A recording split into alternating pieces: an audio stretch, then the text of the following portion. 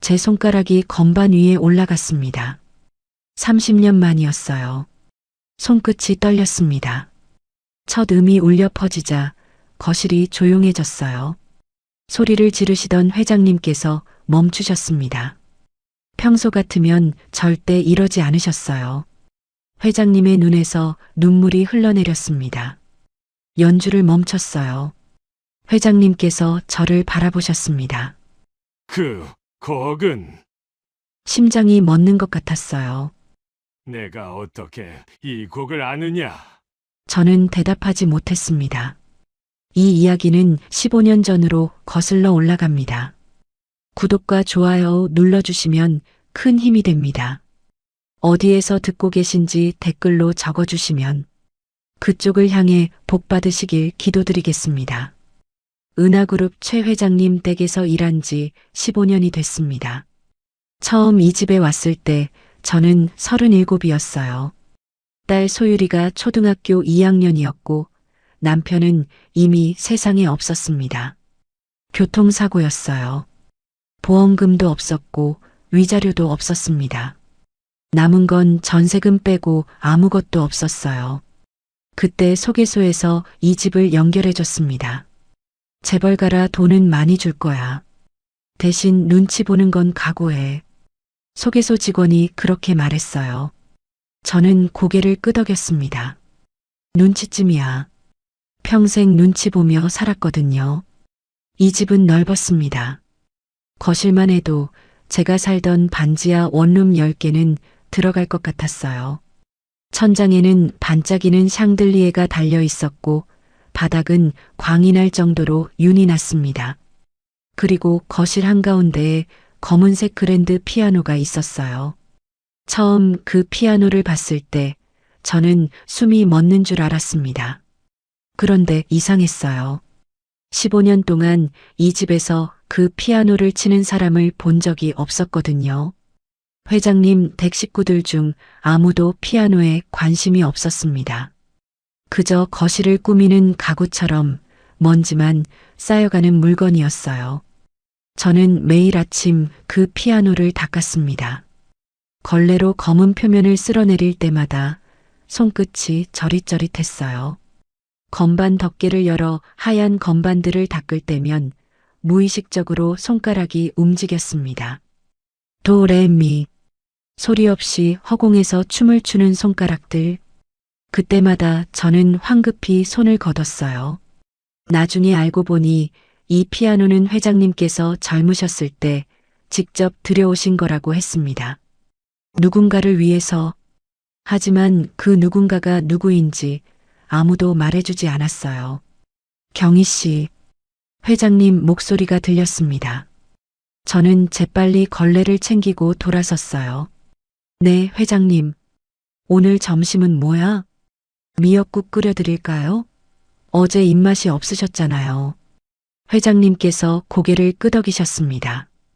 그분은 이 집에서 유일하게 저를 경희 씨라고 불러주시는 분이었어요. 다른 식구들은 그냥 이봐 아니면 거기라고 불렀거든요. 그게 얼마나 큰 위안이 되는지 회장님은 모르실 거예요. 그런데 문제는 그 다음이었습니다. 뭐야, 아직도 여기 있어? 뒤에서 날카로운 목소리가 들렸어요. 최연준 부회장님 부인 김명자 여사였습니다. 이 집에서 저를 가장 괴롭히는 사람이에요. 피아노 먼지 좀 봐. 이게 닦은 거야? 김명자 여사가 피아노 위를 손가락으로 쓱 문질렀습니다. 방금 제가 닦은 곳이었어요. 죄송합니다. 다시 닦겠습니다. 죄송은 무슨. 15년을 일했으면 요령이 좀 늘어야지. 저는 고개를 숙인 채 대답하지 않았습니다. 대답해봤자 소용없다는 걸 알거든요. 식모 주제에 맨날 회장님 앞에서 아양이야. 그러니까 15년째 제자리지. 그 말이 가슴에 박혔습니다. 식모. 그래요. 저는 식모예요. 이 집에서 밥 짓고 청소하고 빨래하는 사람. 그게 저의 전부였습니다. 오늘 손님 오시니까 정신 똑바로 차려. 김명자 여사가 뒤돌아 나가면서 말했어요. 네. 저는 작은 목소리로 대답했습니다. 그리고 다시 걸레를 들었어요. 방금 닦은 피아노를 또 닦았습니다. 손끝이 얼얼했어요. 그날 저녁 손님 접대가 끝나고 설거지를 마쳤을 때는 밤 11시가 넘었습니다. 저는 주방 한쪽 구석, 제 방으로 들어갔어요. 창문도 없는 3평짜리 방이었습니다. 침대 하나와 작은 서랍장이 전부였어요. 하지만 이 방이 저에게는 유일한 안식처였습니다. 핸드폰을 꺼냈어요. 화면에 뜬 메시지가 보였습니다. 엄마, 오늘 많이 힘들었어? 전화해. 소율이었어요. 저는 바로 전화를 걸었습니다. 신호음이 2번 울리기도 전에 딸이 받았어요. 엄마. 그 목소리를 듣는 순간 하루 종일 버텨왔던 무언가가 무너지는 것 같았어요. 응, 소율아. 밥은 먹었어? 응, 학교 식당에서 먹었어. 엄마는? 또 늦게까지 일했지? 손님이 있었어. 괜찮아. 괜찮지 않았지만 그렇게 말했습니다. 딸 앞에서 힘든 티를 내고 싶지 않았거든요. 엄마, 나 요즘 피아노 동아리 들었어. 심장이 덜컥 내려앉았습니다. 피아노? 응. 학교에 피아노 동아리가 있거든. 선배가 기초 가르쳐 준다고 해서. 그래. 목소리가 떨렸어요. 저는 애써 평온한 척 했습니다. 엄마, 나 물어볼 게 있어. 뭔데? 엄마, 피아노 칠 줄 알아? 저는 대답하지 못했습니다. 이모가 그랬거든. 엄마가 옛날에 피아노 진짜 잘 쳤다고. 천재였다고. 이모. 제 사촌 언니를 말하는 거였어요. 저는 이를 악물었습니다. 그건 옛날 얘기야. 그럼 지금은 못 쳐? 엄마가 버린 거야, 그건. 창 없는 벽을 바라보며 말했습니다. 버렸다. 30년 전에 버렸어요. 어머니와 함께. 왜 버렸어, 엄마? 소율이가 물었습니다. 저는 눈을 감았어요. 어둠 속에서 어머니의 얼굴이 떠올랐습니다. 피아노 앞에 앉아 저를 바라보시던 그 얼굴. 경희야, 이 곡은 우리만의 곡이야. 누구에게도 알려주면 안 돼. 어머니의 목소리가 귓가에 맴돌았어요. 엄마, 소율아, 늦었다. 자. 응. 엄마도 자. 전화를 끊었습니다. 손이 떨렸어요. 저는 무의식적으로 허공에 손가락을 움직였습니다. 도, 레, 미, 파, 솔. 30년 동안 치지 않았지만 손가락은 기억하고 있었어요. 어머니가 가르쳐 주신 그 곡을. 눈에서 눈물이 흘러내렸습니다. 나 같은 사람이 뭘. 이 집에서 15년을 일했어도 저는 여전히 식모였어요. 피아노를 칠 자격 같은 건 애초에 없었습니다. 그날 밤 잠이 오지 않았어요. 멀리서 회장님 방에서 소리가 들렸습니다. 무언가 넘어지는 소리, 그리고 고함 소리. 선영아, 선영아. 저는 벌떡 일어났습니다. 선영. 그 이름에 심장이 멎는 것 같았어요. 그날 밤 회장님께서 쓰러지셨습니다. 회장님께서 쓰러지신 건 새벽 2시였습니다. 저는 방에서 뛰쳐나왔어요. 복도 끝에서 회장님께서 비틀거리고 계셨습니다. 하얀 실크 파자마 차림에 맨발이셨어요. 눈이 초점을 잃은 채 허공을 헤매고 있었습니다. 선영아. 회장님께서 소리치셨어요. 선영아, 어디 있어? 저는 심장이 덜컥 내려앉았습니다. 선영. 그 이름이었어요. 회장님, 저예요. 경희예요. 저는 회장님 곁으로 달려갔습니다. 회장님의 팔을 잡아 부축했어요. 손이 차가웠습니다. 온몸이 떨리고 계셨어요. 선영아, 미안해. 미안해. 회장님께서 계속 중얼거리셨습니다. 눈에서 눈물이 흘러내렸어요. 78년을 사신 분이 어린아이처럼 우셨습니다. 저는 아무 말도 할 수 없었어요. 그때 복도 저쪽에서 발소리가 들렸습니다. 최현준 부회장님이었어요. 잠옷 위에 가운을 걸친 채 인상을 잔뜩 찌푸리고 있었습니다. 또야? 형이 또 이러는 거야? 부회장님이 짜증스럽게 말했어요. 저는 회장님을 부축한 채 고개를 숙였습니다. 죄송합니다. 제가 모시겠습니다. 됐어. 내일 의사 불러. 부회장님은 그 말만 남기고 돌아가셨어요. 형이 복도에서 울고 있는데 뒤도 돌아보지 않으셨습니다. 저는 회장님을 방으로 모셨습니다. 침대에 눕혀드리고 이불을 덮어드렸어요. 회장님께서 제 손을 잡으셨습니다. 내 손. 회장님께서 중얼거리셨어요. 어디서 본 것 같아? 저는 숨이 막혔습니다. 회장님께서 제 손을 물끄러미 바라보셨어요. 마치 무언가를 기억해내려는 것처럼. 회장님, 주무세요. 저는 조심스럽게 손을 빼며 말했습니다. 회장님께서 눈을 감으셨어요. 잠이 드신 건지 의식을 잃으신 건지 알 수 없었습니다. 저는 회장님 방을 나왔습니다. 복도에서 목소리가 들렸어요. 부회장님과 김명자 여사의 목소리였습니다. 형이 제정신일 때 유언장 다시 쓰게 해야 해. 부회장님이 말했어요. 그래야지. 지금 저 상태면 법적으로 효력이 없잖아. 김명자 여사가 대답했습니다. 내일 변호사 불러. 그리고 의사한테도 연락해. 치매 진단서 받아놔야 해. 병원은요? 병원은 나중에. 일단 유언장부터. 저는 벽에 등을 붙인 채 숨을 죽였습니다. 심장이 쿵쾅거렸어요. 형이 쓰러졌는데 유언장 걱정부터 하는 사람들. 그때 깨달았습니다.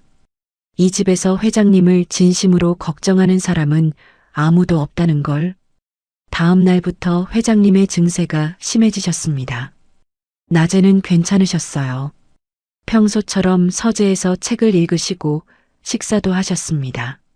하지만 밤이 되면 달라지셨어요. 누군가를 찾아 헤매시고 소리를 지르시고 가끔은 물건을 던지셨습니다. 선영아. 매일 밤 그 이름을 부르셨어요. 가족들은 하나둘 회장님을 피했습니다. 부회장님 내외는 별채로 옮기셨고 회장님의 아들과 며느리는 아예 집을 나갔어요. 남은 건 가사도우미들 뿐이었습니다. 그것도 하나둘 그만두기 시작했어요. 무서워서 못 있겠어. 같이 일하던 박 아주머니가 그러더군요. 저는 고개를 끄덕였습니다. 무섭긴 했어요. 하지만 저는 떠날 수 없었습니다. 떠날 곳이 없었거든요. 그날 저는 서재를 청소하다가 벽에 걸린 사진을 보았습니다. 오래된 흑백 사진이었어요. 액자에 먼지가 쌓여 있었습니다.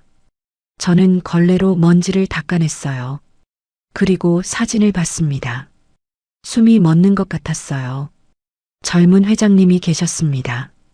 30대쯤 되어 보이셨어요. 그 옆에 피아노 앞에 앉은 여성이 있었습니다.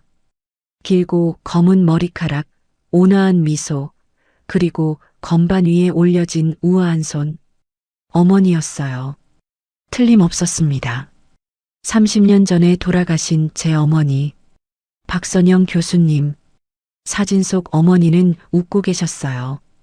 행복해 보이셨습니다. 눈물이 흘러내렸습니다. 저는 황급히 눈물을 훔쳤어요. 손이 떨렸습니다. 왜 회장님 서재에 어머니 사진이 있는 거죠? 어머니와 회장님은 어떤 사이였던 거예요? 경희 씨. 뒤에서 목소리가 들렸습니다. 저는 깜짝 놀라 돌아봤어요. 회장님이 서재 문 앞에 서 계셨습니다. 네, 회장님. 그 사진. 회장님께서 천천히 걸어오셨습니다. 사진 앞에 서셨어요. 한참을 말없이 바라보셨습니다. 소중한 사람이었어. 회장님께서 낮은 목소리로 말씀하셨어요. 내 목숨을 구해준 사람. 저는 숨을 삼켰습니다. 목숨을 구해준 사람. 어머니가요? 돌아가셨어. 오래전에 회장님께서 말씀하셨습니다. 눈가가 붉어지셨어요. 내 대신 돌아가셨어. 저는 아무 말도 할 수 없었습니다. 심장이 미친 듯이 뛰었어요. 어머니가 회장님 대신 돌아가셨다고요? 그게 무슨 말이에요? 하지만 물어볼 수 없었습니다. 저는 그냥 가사도우미였으니까요. 주인님의 과거를 캐물을 자격 같은 건 없었어요. 청소 계속해. 회장님께서 돌아서며 말씀하셨습니다. 네, 회장님. 저는 고개를 숙였습니다. 회장님께서 서재를 나가셨어요. 저는 다시 사진을 바라봤습니다. 어머니의 미소가 저를 보고 있었어요. 그날 밤부터 저는 회장님 방 앞에서 잤습니다. 다른 사람들은 다 피했어요. 하지만 저는 그럴 수 없었습니다. 회장님께서 밤마다 넘어지시거나 다치실까봐 걱정됐거든요. 복도 바닥은 차가웠습니다. 저는 담요 하나를 깔고 문에 기대 앉았어요. 잠이 오지 않았습니다. 회장님 방에서 가끔 신음소리가 들렸어요. 악몽을 꾸시는 것 같았습니다. 선영아, 잠꼬대가 들렸어요. 저는 눈을 감았습니다. 선영, 어머니 이름이에요. 회장님은 매일 밤 어머니를 찾으셨습니다. 30년이 지났는데도 새벽 3시쯤이었어요. 회장님 방에서 쿵 하는 소리가 났습니다. 저는 벌떡 일어나 문을 열었어요. 회장님께서 침대에서 떨어지셨습니다. 회장님, 저는 달려가 회장님을 부축했어요. 회장님께서 제 얼굴을 올려다보셨습니다. 눈이 흐릿했어요. 선영아? 회장님께서 물으셨습니다. 아니에요, 회장님. 저는 경이에요. 경이. 회장님께서 제 얼굴을 한참 바라보셨어요. 그리고 천천히 손을 들어 제 볼을 만지셨습니다. 눈이 닮았어. 심장이 멎는 것 같았어요. 누구랑 닮았다는 거예요, 회장님? 선영이. 내 눈이 선영이랑 닮았어. 저는 대답하지 못했습니다. 눈물이 차올랐어요. 어머니, 어머니와 닮았다고요. 회장님, 침대로 가세요. 저는 애써 평온한 척하며 회장님을 부축했습니다. 회장님을 침대에 눕혀드렸어요. 이불을 덮어드리고 손을 잡아드렸습니다. 자, 주무세요. 회장님께서 눈을 감으셨습니다. 저는 회장님 손을 잡은 채 침대 옆에 앉아 있었어요. 회장님께서 잠이 드실 때까지 날이 밝았습니다. 아침이 되자 회장님께서는 다시 멀쩡해지셨어요. 밤에 있었던 일을 기억하지 못하시는 것 같았습니다. 저는 아무 말도 하지 않았어요. 그날 오후 부회장님이 변호사와 의사를 데리고 오셨습니다. 형, 건강검진 좀 받아. 부회장님이 말했어요. 회장님께서 고개를 끄덕이셨습니다. 의사가 회장님을 진찰했어요. 변호사는 서재에서 서류를 펼쳤습니다. 저는 부엌에서 차를 준비하며 그 모습을 지켜봤습니다. 부회장님의 눈이 번들거렸어요. 탐욕으로 가득 찬 눈이었습니다. 그런데 이상했어요. 회장님께서 변호사를 바라보시더니 갑자기 서류를 밀어내셨습니다. 오늘은 안 해. 형, 왜 그래? 안 한다고 했어. 회장님께서 단호하게 말씀하셨어요. 부회장님의 얼굴이 굳어졌습니다. 형, 건강이 안 좋잖아. 미리 정리해 두는 게. 내가 언제 죽을 것처럼 굴지 마. 회장님께서 일어나셨습니다. 나가. 부회장님이 이를 악물었어요. 하지만 아무 말 없이 나갔습니다. 변호사와 의사도 함께요.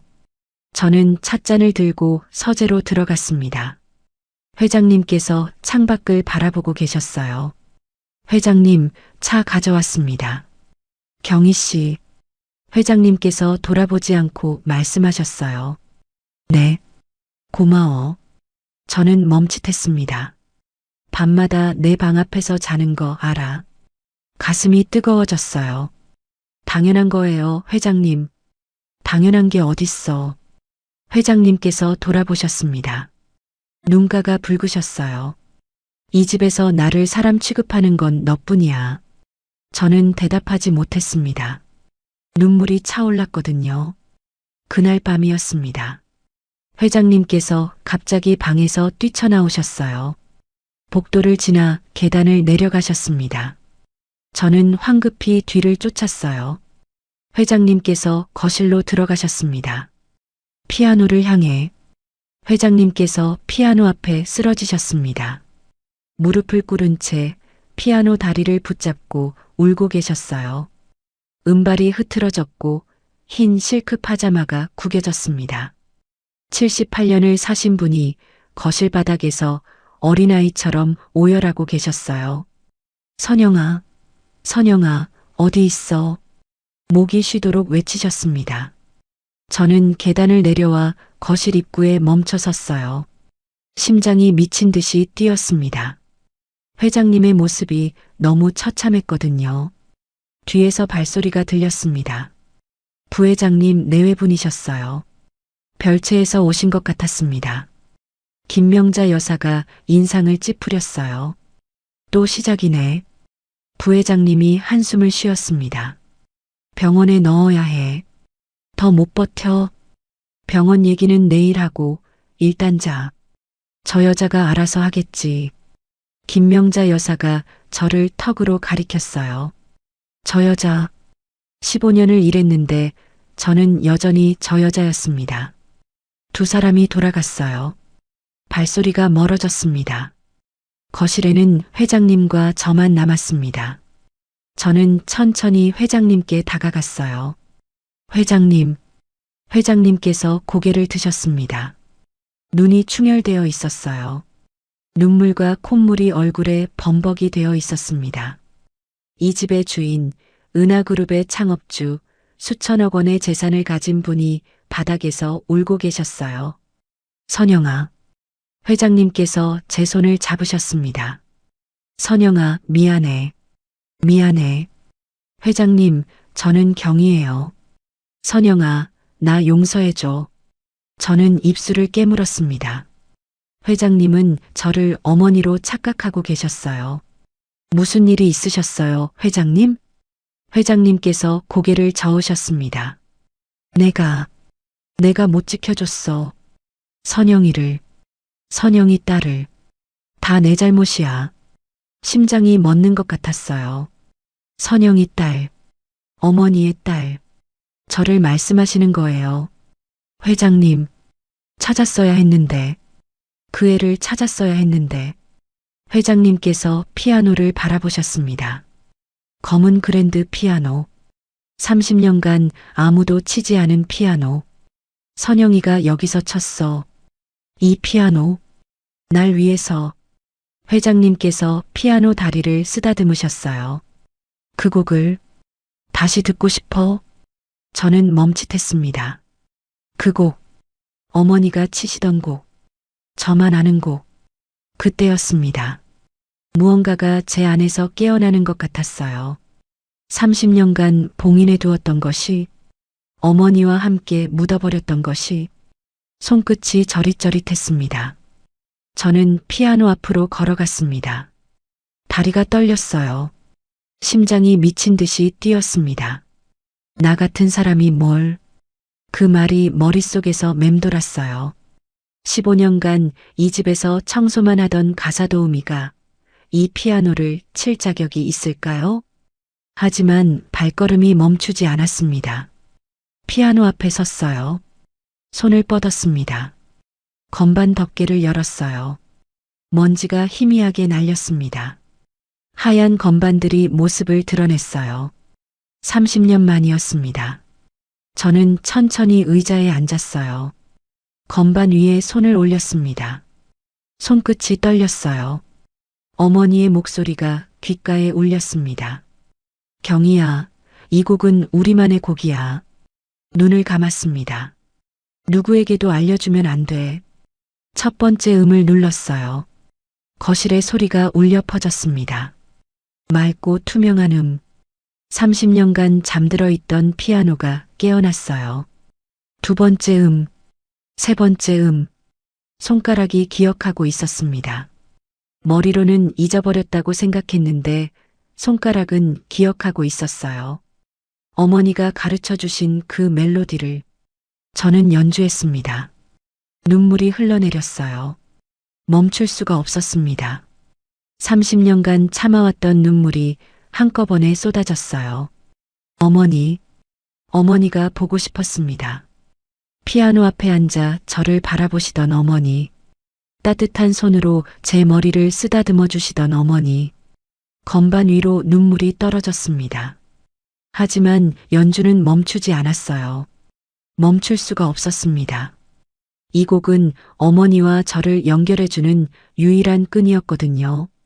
마지막 음이 울려 퍼졌습니다. 거실이 조용해졌어요. 저는 눈을 떴습니다. 손이 떨리고 있었어요.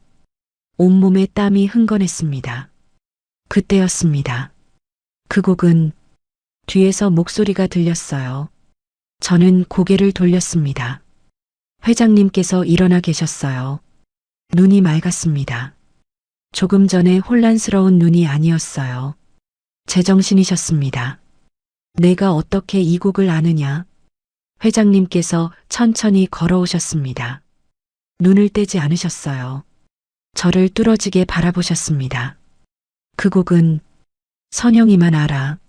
선영이가 만든 곡이야. 저는 대답하지 못했습니다.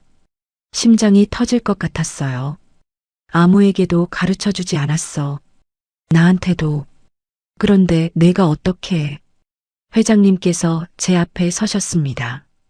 천천히 허리를 숙이셨어요. 제 얼굴을 들여다보셨습니다. 너, 누구야? 저는 입술을 떼었습니다. 말이 나오지 않았어요. 한경이요. 이 집에서 일하는... 아니, 회장님께서 고개를 저으셨어요. 내 얼굴, 내 눈, 내 손. 회장님께서 제 손을 잡으셨습니다. 한참을 들여다보셨어요. 선영이 손이야. 똑같아. 눈물이 차올랐습니다. 회장님, 선영이한테 아이가 있었어. 회장님께서 말씀하셨어요. 목소리가 떨렸습니다. 8살짜리 딸. 화재 때 살아남았어. 그런데 사라졌어. 내가 평생 찾았는데 못 찾았어. 저는 눈물을 흘렸습니다. 멈출 수가 없었어요. 그 아이가 너야? 회장님께서 물으셨습니다. 눈에 눈물이 그렁그렁 맺혀 있었어요. 저는 고개를 끄덕였습니다. 말로 할 수가 없었어요. 목이 메어서 저희 어머니가 가르쳐 주셨어요. 겨우 그 말을 했습니다. 이 곡을 우리만의 곡이라고 누구에게도 알려주지 말라고 회장님께서 무릎을 꿇으셨습니다. 제 앞에 78세의 재벌가 회장님이 가사도우미인 저 앞에 무릎을 꿇으셨어요. 미안하다. 회장님께서 말씀하셨습니다. 눈물이 볼을 타고 흘러내렸어요. 선영이 딸을 찾지 못해서 미안하다. 30년을 그렇게 살게 해서 미안하다. 저는 고개를 저었습니다. 아니에요, 회장님. 회장님 잘못이 아니에요. 내 잘못이야. 회장님께서 고개를 숙이셨어요. 내가 더 빨리 찾았어야 했어. 내가 더 열심히 찾았어야 했어. 저는 회장님의 손을 잡았습니다. 손이 떨리고 있었어요. 78년의 세월이 담긴 손이었습니다. 회장님, 일어나세요. 회장님께서 고개를 드셨습니다. 눈이 마주쳤어요. 그 눈에서 뭔가를 읽었습니다. 30년간의 죄책감, 30년간의 그리움, 30년간의 후회. 경희야. 회장님께서 처음으로 제 이름을 부르셨습니다. 경희 씨가 아니라 경희야라고. 너 어머니 이야기를 해줄게. 저는 고개를 끄덕였습니다.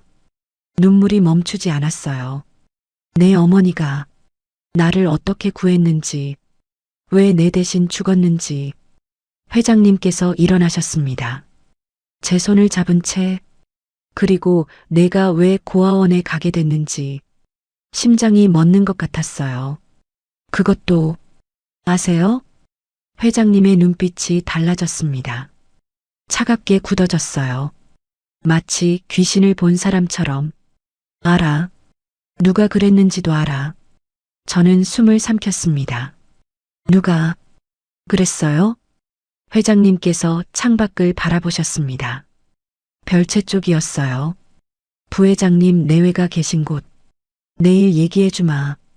오늘은 쉬어. 회장님께서 돌아서셨습니다. 그리고 경희야. 네, 회장님. 고마워. 저는 대답하지 못했습니다. 30년 만에 그 곡을 다시 듣게 해줘서 회장님께서 방으로 올라가셨습니다. 저는 피아노 앞에 그대로 앉아 있었어요. 손이 떨렸습니다. 누가 저를 고아원에 보냈는지 회장님은 알고 계셨어요. 그리고 그 사람은 이 집에 있었습니다. 별채가 보였습니다. 불이 꺼져 있었어요. 저는 건반 위에 손을 올렸습니다. 아무 소리도 내지 않았어요. 그냥 올려놓기만 했습니다. 어머니, 이제야 진실을 알게 될 것 같았어요. 다음 날 아침이었습니다. 회장님께서 저를 서재로 부르셨어요. 아침 햇살이 창으로 들어오고 있었습니다. 회장님께서는 책상 앞에 앉아 계셨어요. 눈이 맑으셨습니다. 어젯밤처럼 흐린 눈이 아니었어요. 앉아. 회장님께서 맞은편 의자를 가리키셨습니다. 저는 조심스럽게 앉았어요. 가사도우미가 주인 서재에 앉는 건 처음이었습니다. 회장님께서 서랍에서 무언가를 꺼내셨어요. 오래된 가죽 앨범이었습니다. 낡고 빛바랜 갈색 가죽. 세월의 흔적이 고스란히 묻어 있었어요. 이걸 봐. 회장님께서 앨범을 펼치셨습니다. 첫 페이지에 사진이 있었어요. 저는 숨이 막혔습니다. 어머니였어요. 젊은 어머니. 30년 전의 어머니. 긴 검은 머리카락, 온화한 미소, 피아노 앞에 앉아 계셨어요. 그리고 그 옆에 작은 여자아이가 있었습니다. 8살쯤 되어 보이는 아이. 어머니와 똑같은 눈을 가진 아이. 저였어요. 기억나? 회장님께서 물으셨습니다. 저는 고개를 저었어요. 기억이 잘 안 나요. 그럴 거야. 너무 어렸으니까. 회장님께서 다음 페이지를 넘기셨습니다. 또 다른 사진이 있었어요. 어머니와 젊은 회장님이 함께 계셨습니다. 둘이 나란히 피아노 앞에 앉아 있었어요. 내 어머니는 내 생명의 은인이야. 회장님께서 말씀하셨습니다. 목소리가 떨렸어요. 30년 전이었어. 공장에 화재가 났었어. 내가 안에 갇혔었지. 저는 숨을 삼켰습니다. 연기가 너무 많아서 출구를 못 찾았어. 죽는 줄 알았어. 회장님께서 창밖을 바라보셨습니다. 그때 선영이가 들어왔어. 날 찾으러. 어머니가요? 그래. 모두가 도망칠 때 선영이만 들어왔어. 날 업고 나왔어. 회장님의 눈에 눈물이 맺혔습니다. 출구 앞에서 천장이 무너졌어. 선영이가 날 밀어냈어. 그리고 말을 잇지 못하셨어요. 저는 눈물이 흘러내렸습니다. 어머니, 어머니가 그렇게 돌아가신 거였어요. 내 대신 죽었어. 선영이가 날 살리려고. 회장님께서 손으로 얼굴을 감싸셨습니다. 평생 빚이야. 갚을 수 없는 빚. 저는 아무 말도 할 수 없었습니다. 가슴이 찢어지는 것 같았어요. 어머니가 왜 돌아가셨는지 30년 만에 처음 알았습니다. 경희야. 회장님께서 부르셨어요. 네. 선영이가 죽고 나서 난 너를 찾았어. 저는 고개를 들었습니다. 선영이한테 딸이 있다는 건 알았어. 8살짜리 딸. 화재 때 집에 있었다고 했어. 회장님께서 고개를 숙이셨어요. 내가 데려와서 키우려고 했어. 선영이 딸이니까. 당연히 내가 책임져야지. 그런데요? 못 찾았어. 회장님의 목소리가 떨렸습니다.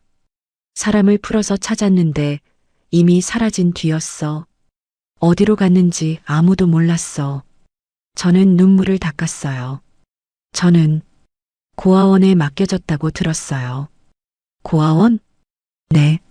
어머니 돌아가시고 얼마 안 돼서요. 누군가 저를 데려다 줬다고. 회장님의 표정이 굳어졌습니다. 누가? 그게. 저는 기억을 더듬었어요. 30년 전이었습니다. 8살 때의 기억은 흐릿했어요. 삼촌이라고 하셨어요. 회장님의 눈이 커졌습니다. 삼촌? 네. 저한테 삼촌이라고 하셨어요. 엄마 친구분이라고. 회장님께서 자리에서 일어나셨습니다. 창가로 걸어가셨어요. 등이 떨리고 있었습니다. 삼촌이라고 했어? 네, 회장님. 선영이한테는 형제가 없었어. 저는 멈칫했습니다. 친척도 거의 없었어. 내가 다 알아. 선영이 집안 사정. 회장님께서 돌아보셨습니다. 눈이 차갑게 빛났어요. 삼촌이라고 한 그 사람. 얼굴이 기억나? 저는 눈을 감았습니다. 30년 전, 어둡고 무서웠던 날, 낯선 남자가 저를 데리고 갔어요. 삼촌이라고 했습니다. 엄마 친구분이라고 했어요. 얼굴은 기억나지 않았습니다. 하지만 목소리는 기억났어요. 차갑고 날카로운 목소리. 얼굴은 잘 기억 안 나요. 그런데 목소리가 어딘가 익숙해요. 회장님께서 천천히 걸어오셨습니다. 제 앞에 서셨어요. 경희야. 네. 그 사람이 누군지 내가 알아. 심장이 멎는 것 같았어요. 누구예요? 저는 떨리는 목소리로 물었습니다. 회장님께서 창문 쪽으로 걸어가셨어요. 커튼을 젖히셨습니다. 저도 따라갔어요. 창밖이 보였습니다. 정원이 보였어요. 그리고 저 멀리 별채가 보였습니다. 저기 있어. 회장님께서 말씀하셨어요. 뭐라고요? 그 삼촌이라는 놈. 저기 있어. 저는 숨이 막혔습니다. 별채? 부회장님 내외가 계신 곳. 설마 현준이야. 회장님께서 말씀하셨습니다. 목소리가 얼음처럼 차가웠어요. 내 동생 최현준. 다리에 힘이 풀렸습니다. 저는 창틀을 붙잡았어요. 최현준. 부회장님. 15년간 저를 식모라고 부르던 사람. 부인과 함께 저를 무시하고 구박하던 사람. 그 사람이 저를 고아원에 버렸다고요? 왜요? 저는 겨우 물었습니다. 질투였어. 회장님께서 대답하셨어요. 현준이는 선영이를 질투했어. 내가 선영이를 아꼈으니까. 회장님께서 돌아보셨습니다. 선영이가 죽고 나서 난 선영이 딸을 내 후계자로 키우려고 했어. 법적으로 입양해서. 그런데요? 현준이가 그걸 알았어. 내 재산이 선영이 딸한테 갈까봐 무서웠던 거야. 저는 눈물이 흘러내렸습니다. 그래서 저를 버린 거예요? 그래. 내가 사라지면 내 재산은 현준이한테 가니까. 회장님께서 주먹을 쥐셨습니다. 30년 동안 몰랐어. 현준이가 그랬다는 거. 최근에야 알았어. 어떻게요? 치매가 오면서 옛날 일이 자꾸 떠올랐어. 그때 이상했던 것들이. 회장님께서 책상 서랍을 여셨어요. 서류 봉투를 꺼내셨습니다. 증거도 찾았어. 봉투를 열자 서류들이 쏟아졌어요. 오래된 영수증, 편지, 사진들. 고아원 기부금 영수증. 현준이 명의야. 내가 맡겨진 바로 그 고아원. 저는 손으로 입을 막았습니다. 선영이 추모식 참석자 명단. 현준이만 빠져 있어. 그날 뭔가 하고 있었던 거야. 회장님께서 또 다른 서류를 꺼내셨어요. 이건 내 어머니 유품 목록이야. 그중 하나가 현준이 집에 있었어. 뭔데요? 피아노 악보야. 선영이가 작곡한 곡. 내가 어젯밤에 친 그 곡. 저는 무릎이 꺾였습니다. 바닥에 주저앉았어요. 온몸이 떨렸습니다. 15년이었어요. 15년 동안 저는 어머니를 죽음으로 몰아간 사람의 집에서 일했습니다. 저를 고아원에 버린 사람의 밥을 해주고 빨래를 해주고 청소를 해주었어요. 왜? 말이 나오지 않았어요. 왜 저한테 말씀 안 하셨어요? 최근에야 확신했어. 내가 선영이 딸인 것도. 회장님께서 저를 일으켜 세우셨습니다. 경희야. 네. 이제 끝낼 거야. 회장님의 눈이 결연했어요. 30년 동안 숨겨온 죄. 다 밝혀줄 거야. 저는 회장님을 바라봤습니다. 눈물이 멈추지 않았어요. 저는 어떻게 해야 해요? 아무것도 안 해도 돼. 회장님께서 제 손을 잡으셨어요. 내가 다 해줄게. 선영이한테 빚진 거 이제 갚을 거야. 저는 고개를 끄덕였습니다. 창밖으로 별채가 보였어요. 부회장님 내외가 있는 곳. 30년간 비밀을 숨긴 사람이 있는 곳. 곧 모든 게 끝날 것 같았습니다. 그날 오후였습니다.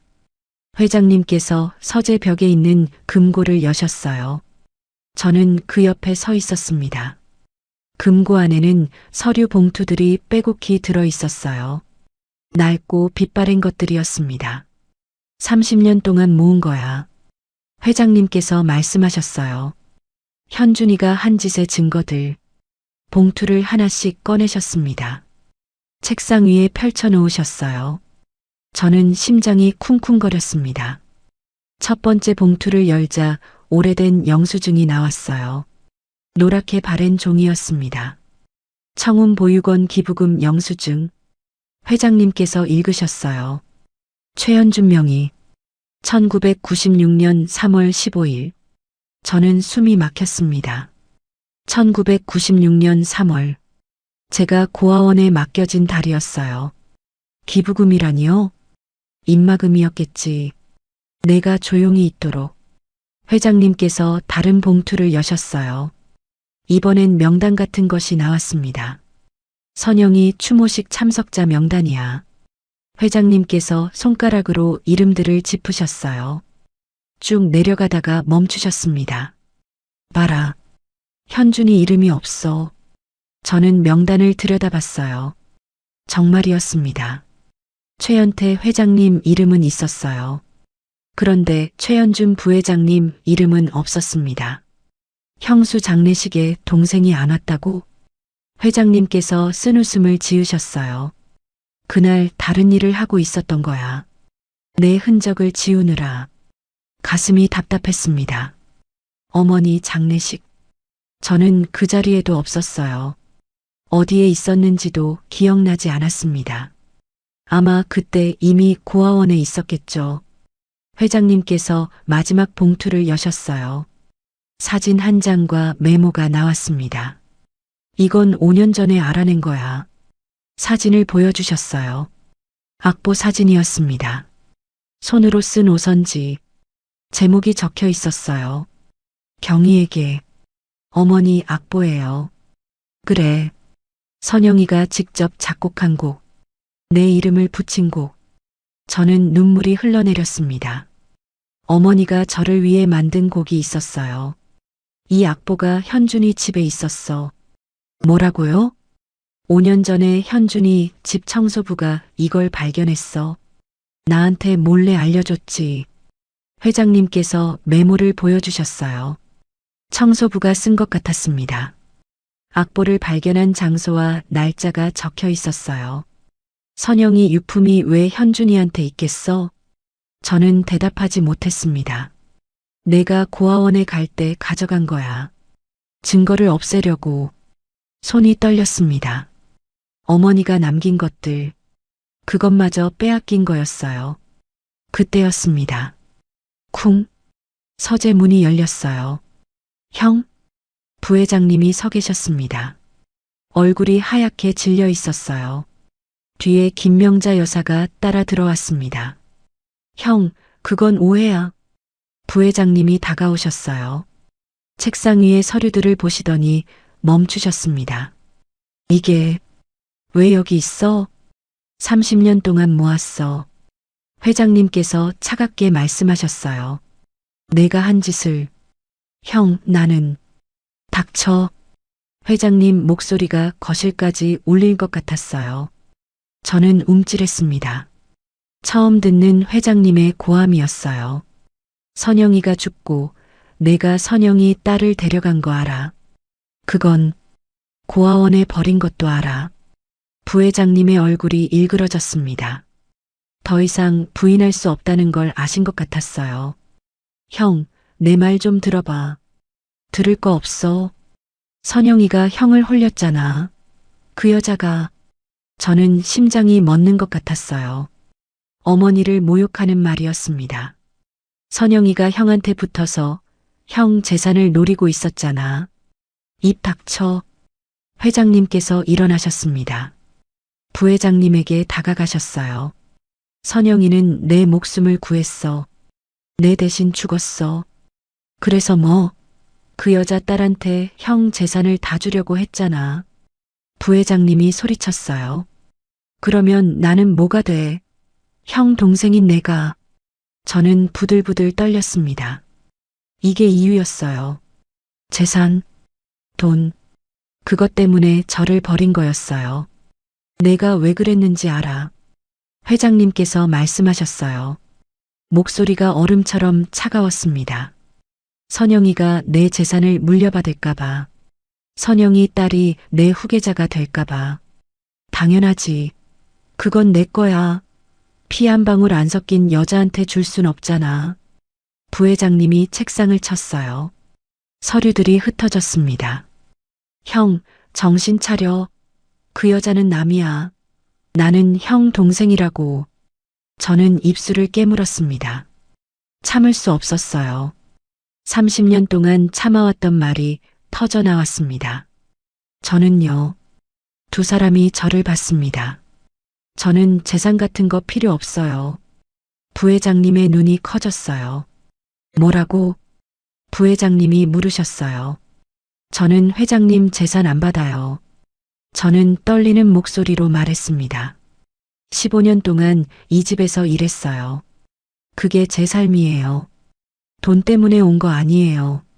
부회장님이 비웃으셨어요. 연기 잘하네. 15년 동안 형한테 아양 떨더니 이제 와서 돈 필요 없다고? 저는 몰랐어요. 눈물이 흘러내렸습니다. 제가 누군지도 몰랐어요. 어머니가 어떻게 돌아가셨는지도 몰랐어요. 저는 부회장님을 똑바로 바라봤습니다. 부회장님이 저를 고아원에 버린 것도 어젯밤에야 알았어요. 부회장님의 얼굴이 굳어졌어요. 15년 동안요. 15년 동안 부회장님 밥을 해드렸어요. 빨래를 해드렸어요. 청소를 해드렸어요. 목소리가 떨렸습니다. 저를 버린 사람인 줄도 모르고요. 김명자 여사가 끼어들었어요. 지금 뭐라는 거야? 이 여자가. 조용히 해. 회장님께서 말씀하셨습니다. 경의 말이 맞아. 15년 동안 너희 밥상 차려준 사람이 너희가 버린 아이야. 부회장님 부부의 얼굴이 하얗게 질렸습니다. 형, 그래서 어쩌려고? 부회장님이 물으셨어요. 목소리가 떨렸습니다. 끝내려고. 회장님께서 책상 위의 서류를 집어드셨어요. 30년 전 일을 이제 끝내려고. 부회장님이 한 발 물러섰어요. 형, 설마 유언장 바꿀 거야. 회장님께서 말씀하셨어요. 넌 빠져. 한 푼도 안 줘. 부회장님의 얼굴이 일그러졌습니다. 형, 나 동생이잖아. 피부치잖아. 피부치가 그래? 형수 딸 고아원에 버리는 게 피부치야? 회장님께서 서재 문을 가리키셨어요. 나가. 내일 변호사 온다. 그 전에 짐 싸. 형, 나가라고 했어. 부회장님이 이를 악물었어요. 김명자 여사가 부회장님 팔을 잡았습니다. 여보, 일단 나가요. 두 사람이 서재를 나갔습니다. 문이 쾅 닫혔어요. 저는 그 자리에 서 있었습니다. 다리에 힘이 풀렸어요. 의자에 털썩 주저앉았습니다. 경희야, 회장님께서 부르셨어요. 네, 이제 시작이야. 회장님께서 창밖을 바라보셨습니다. 30년 동안 숨겨진 죄가 밝혀지는 건 저는 고개를 끄덕였습니다. 하지만 나는 너한테 묻고 싶어. 회장님께서 돌아보셨어요. 뭐든지 해줄 수 있어. 재산도, 이 집도 다 내 거야. 저는 고개를 저었습니다. 저는 정말 필요 없어요. 그럼 뭘 원해? 저는 잠시 생각했습니다. 30년 동안 원했던 게 뭘까요? 돈이었을까요? 복수였을까요? 아니었어요. 어머니 명예요. 회장님께서 눈을 크게 뜨셨어요. 어머니가 어떤 분이셨는지 세상이 알았으면 좋겠어요. 눈물이 흘러내렸습니다. 그리고 하나 더요. 뭔데? 저 같은 아이들이요. 저는 회장님을 바라봤습니다. 부모 없이 자라는 아이들. 그 아이들이 음악을 배울 수 있었으면 좋겠어요. 회장님께서 한참 저를 바라보셨어요. 그리고 천천히 고개를 끄덕이셨습니다. 알았어. 회장님께서 말씀하셨어요. 내 어머니 이름으로 음악학교를 세워줄게. 가슴이 뜨거워졌어요. 선영이가 가장 원했던 거였어. 가난한 아이들이 음악을 배우는 거. 회장님께서 제 손을 잡으셨습니다. 내가 선영이 딸이 맞아. 저는 눈물을 흘렸습니다. 고마워요, 회장님. 아니야. 회장님께서 고개를 저으셨어요. 내가 고마워. 창밖으로 해가 기울고 있었습니다. 긴 하루였어요. 하지만 아직 끝나지 않았습니다. 내일 모든 것이 정리될 거예요. 다음 날 아침이었습니다. 변호사가 왔어요. 은하그룹 고문 변호사라고 하셨습니다. 정장을 깔끔하게 차려입은 중년 남자였어요.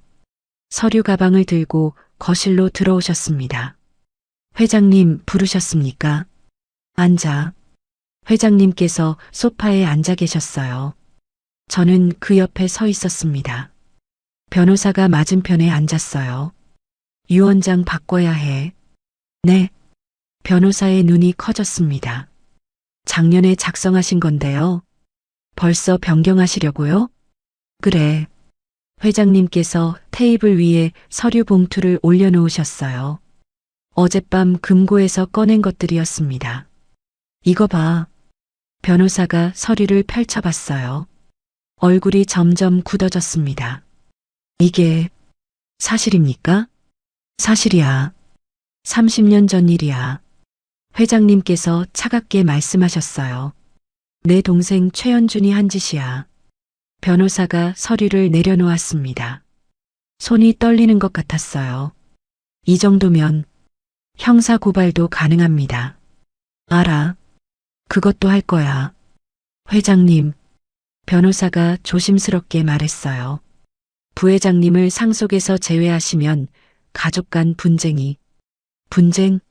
30년 전에 형수 딸을 고아원에 버린 놈이 가족이야? 변호사가 입을 다물었습니다.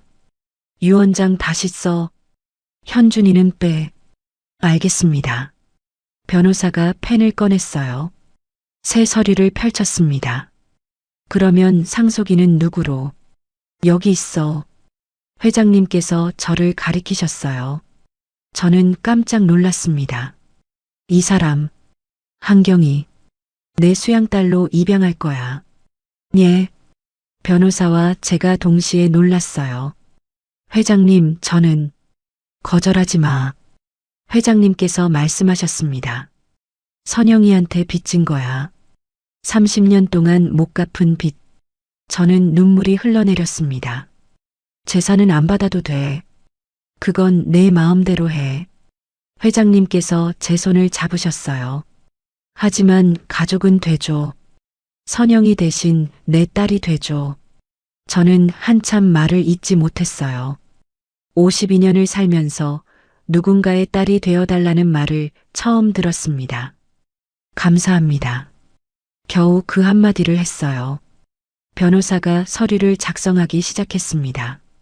펜소리가 조용히 거실에 울렸어요. 그때였습니다. 쾅! 현관문이 열렸어요. 형? 부회장님이 뛰어들어왔어요. 얼굴이 불그락푸르락했습니다. 뒤에 김명자 여사가 따라왔어요. 이게 무슨 짓이야? 변호사를 왜 불러? 부회장님이 소리쳤어요. 변호사가 움찔했습니다. 유언장 바꾸는 거야. 회장님께서 담담하게 말씀하셨어요. 뭐? 형, 설마. 넌 빠졌어. 한 푼도 없어. 부회장님의 얼굴이 하얗게 질렸습니다. 형, 내가 동생이잖아. 피부치라고. 피부치가 30년 전에 뭘 했는지 다 알아. 회장님께서 테이블 위에 서류를 가리키셨어요. 증거도 다 있어. 검찰에 넘길 거야. 뭐? 부회장님이 비틀거렸어요. 김명자 여사가 부축했습니다. 형, 그건 오해야. 내가 설명할 수 있어. 설명? 30년 동안 기회 있었어. 안 했잖아. 회장님께서 일어나셨습니다. 부회장님에게 다가가셨어요. 현준아. 형, 내가 선영이 딸한테 한 짓 용서 못해. 부회장님의 눈에 눈물이 맺혔어요. 형, 제발. 나 동생이야. 어릴 때부터 형만 따랐잖아. 그래서 더 실망이야. 회장님께서 고개를 돌리셨습니다. 오늘 안에 짐 싸서 나가. 별채도 비워. 형, 못 나가겠으면 경찰 부를 거야. 부회장님이 무릎을 꿇었어요. 김명자 여사도 따라 꿇었습니다. 형, 한 번만 기회를 줘. 30년 동안 기회였어. 내가 안 잡은 거야. 회장님께서 변호사를 보셨어요. 계속 써. 네, 회장님. 변호사가 다시 펜을 들었습니다. 저는 무릎 꿇은 부회장님 부부를 바라봤어요. 15년 동안 저를 무시하고 구박하던 사람들. 이제는 저보다 낮은 곳에 있었습니다. 하지만 통쾌하지 않았어요. 그냥 슬펐습니다. 30년이라는 시간이 이렇게 끝나는 게. 그때 또 현관문이 열렸어요. 엄마, 소율이었습니다. 소율아? 저는 놀라서 돌아봤어요. 소율이가 현관에 서 있었습니다. 대학교 점퍼를 입고 가방을 메고 있었어요. 헐레벌떡 뛰어온 것 같았습니다. 엄마, 소율이가 달려왔어요. 저를 꽉 껴안았습니다. 소율아, 왜 여기? 할아버지가 연락하셨어. 소율이가 제 얼굴을 봤어요. 눈물이 그렁그렁했습니다. 다 들었어. 외할머니 이야기. 30년 전 일. 저는 말문이 막혔어요. 엄마가 왜 항상 피아노 소리만 들으면 울었는지 이제 알았어. 소율이가 제 손을 꽉 잡았어요. 엄마, 미안해. 내가 몰랐어. 소율아, 엄마 혼자 얼마나 힘들었어. 나한테 말도 못하고. 저는 눈물이 쏟아졌어요. 소율이를 껴안았습니다. 딸의 체온이 느껴졌어요. 따뜻했습니다. 괜찮아. 엄마 괜찮아. 거짓말. 엄마 눈 다 부었어. 소율이가 제 눈물을 닦아줬어요. 그 손길이 어찌나 따뜻하던지. 이제 다 끝났어. 회장님께서 말씀하셨습니다. 우리를 바라보고 계셨어요. 눈가에 미소가 번져 있었습니다. 소율이도 내 손녀야. 법적으로. 회장님, 경희가 내 딸이 되면 소율이는 내 손녀지. 소율이가 회장님을 바라봤어요. 그리고 깊이 고개를 숙였습니다. 감사합니다, 할아버지. 회장님께서 천천히 소유리에게 다가오셨어요. 소유리의 머리를 쓰다듬으셨습니다. 선영이 닮았구나.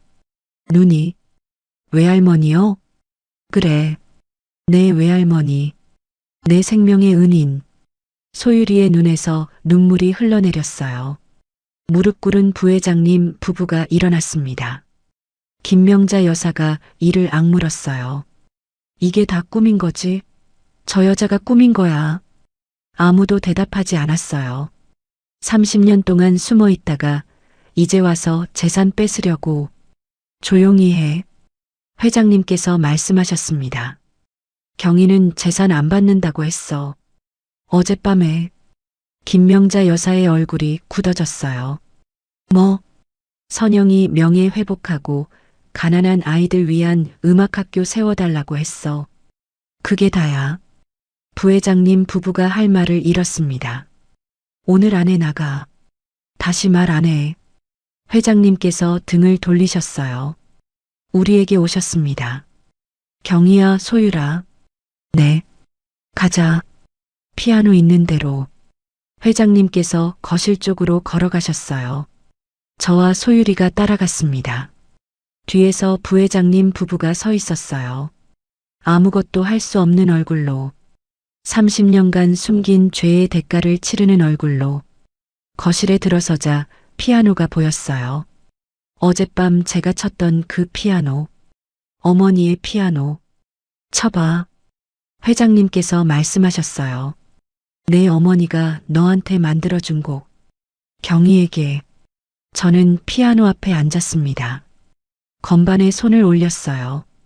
30년 만이었습니다.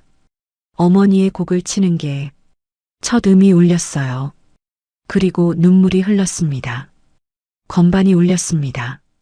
손가락이 움직였어요. 30년 만이었습니다. 어머니가 저를 위해 만든 곡. 경희에게. 악보 없이도 손이 기억하고 있었어요.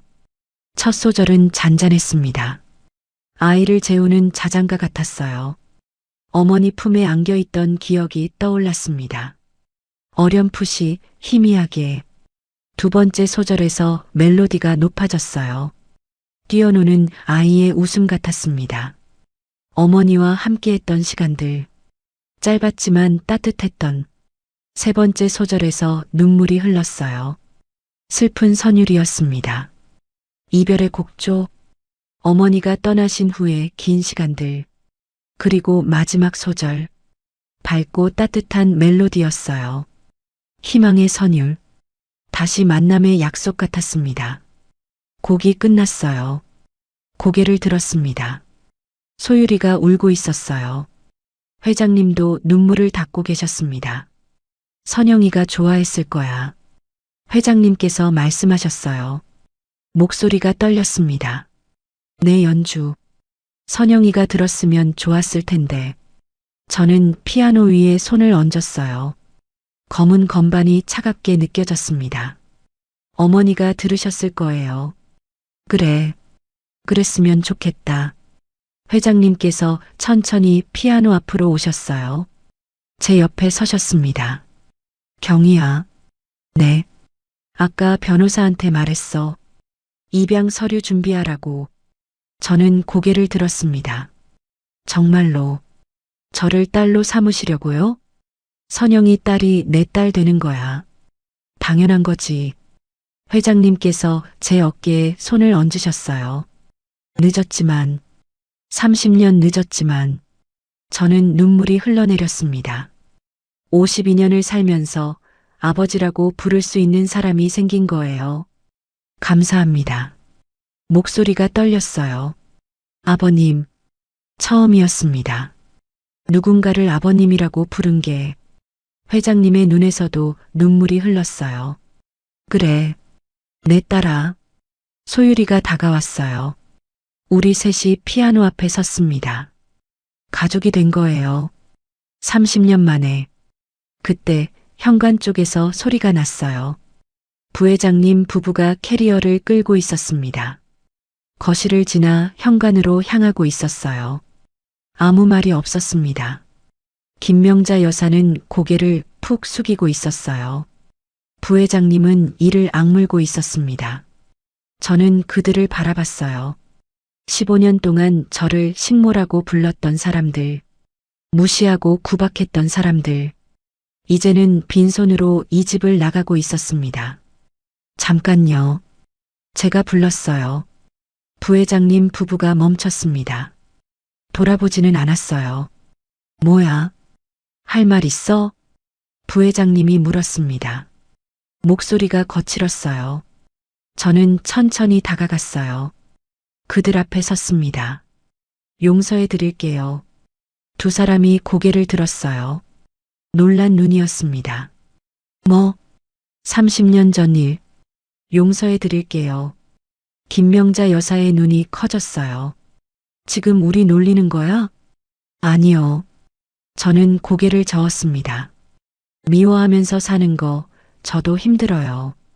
부회장님이 입술을 깨물었어요. 그래서 용서하면 뭐가 달라지는데? 달라지는 거 없어요. 그냥 저를 위해서예요. 저는 그들을 바라봤어요. 30년 동안 미워할 힘도 없었어요. 누굴 미워해야 하는지도 몰랐으니까. 부회장님의 얼굴이 일그러졌어요. 이제는 알아요. 그런데 미워하고 싶지 않아요. 저는 한 걸음 물러섰어요. 건강하게 사세요. 그게 마지막 말이었습니다. 부회장님 부부가 현관문을 열고 나갔어요. 문이 닫혔습니다. 30년간의 거짓말이 그렇게 끝났어요. 저는 돌아섰습니다. 회장님과 소율이가 서 있었어요. 잘했어. 회장님께서 말씀하셨어요. 선영이도 그랬을 거야. 저는 고개를 끄덕였습니다. 우리 셋은 거실 창가에 섰어요. 정원이 보였습니다. 봄꽃이 피기 시작했어요. 분홍색 목련, 하얀 매화, 따뜻한 오후 햇살이 내리쬐고 있었습니다. 경희야, 회장님께서 부르셨어요. 네, 아버님. 아직 익숙하지 않았어요. 하지만 입에서 자연스럽게 나왔습니다. 음악학교 이름 정했어. 네. 선영음악학교. 가슴이 뜨거워졌어요.